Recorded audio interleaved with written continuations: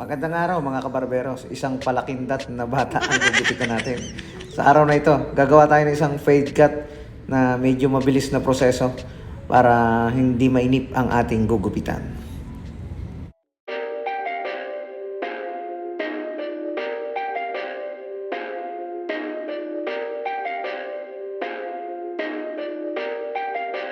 Perfect. Perfect.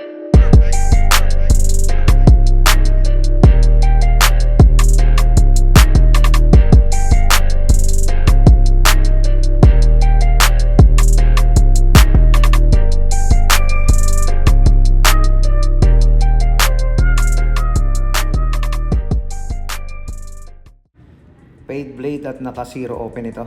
Ito yung unang step na gagawin natin.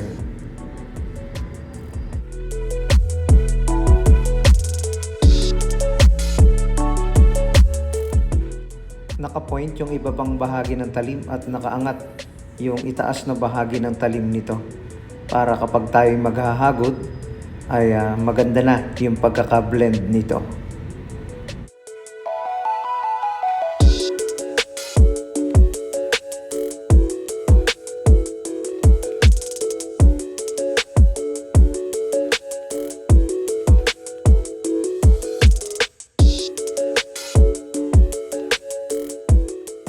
Second step, itataas ko yung adjuster and then tatanggalin ko yung ibabang bahagi ng buhok nito.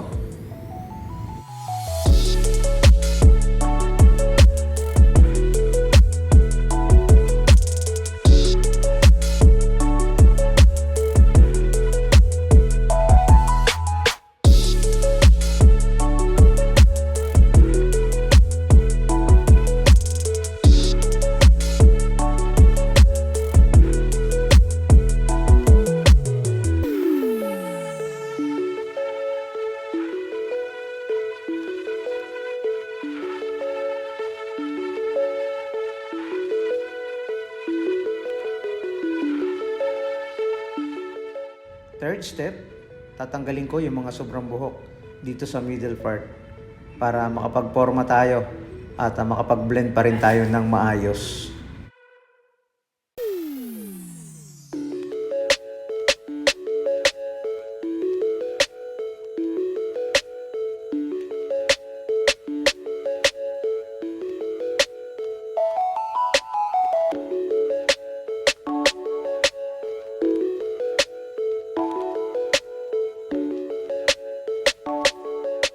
Fourth step, gagamit ako ng 0.5 na clipper guard at dito sa pagitan ng white and dark area, unti-unti nating i-blend ang bahaging ito para lumabas ang magandang transition.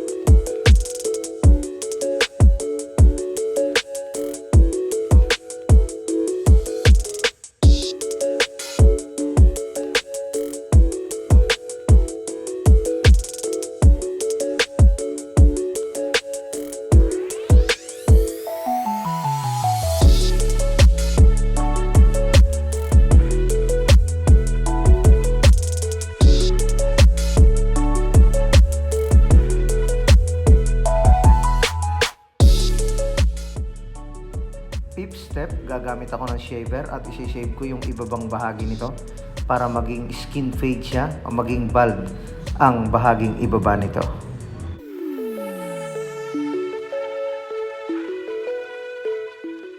Shoutout Gio Falma. Shoutout din kay Anthony TV. Shoutout kay Samsam Triple Star Barbershop. At shoutout din kay Tatang Aton. Pakisubscribe din ang kanyang YouTube channel, ang Tatang Aton.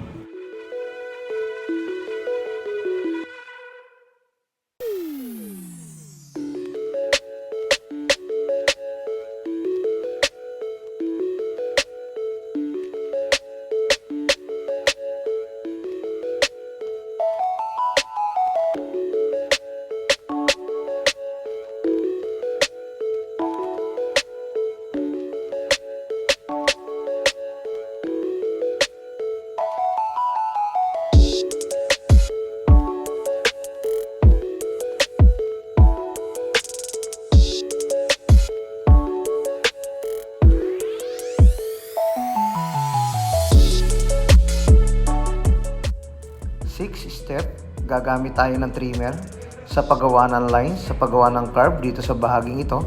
Ganon din sa kabila.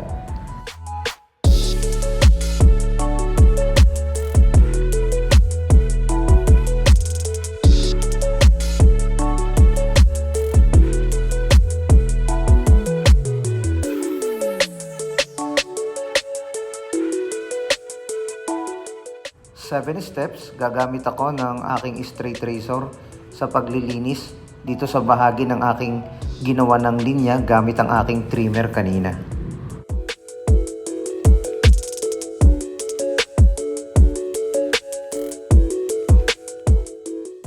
8 steps ay babawasan natin ang itaas na bahagi nito.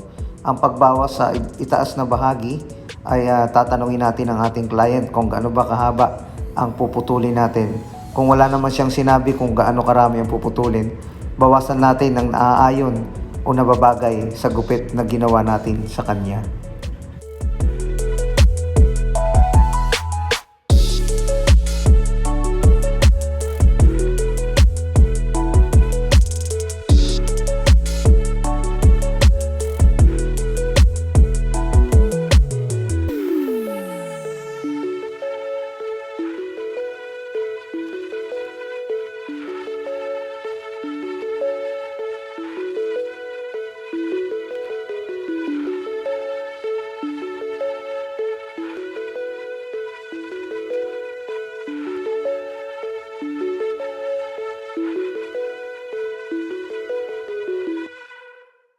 So yun, kabarberos, 8 pamamaraan ng pagugupit ng fade cut, mabilis at napakasimple.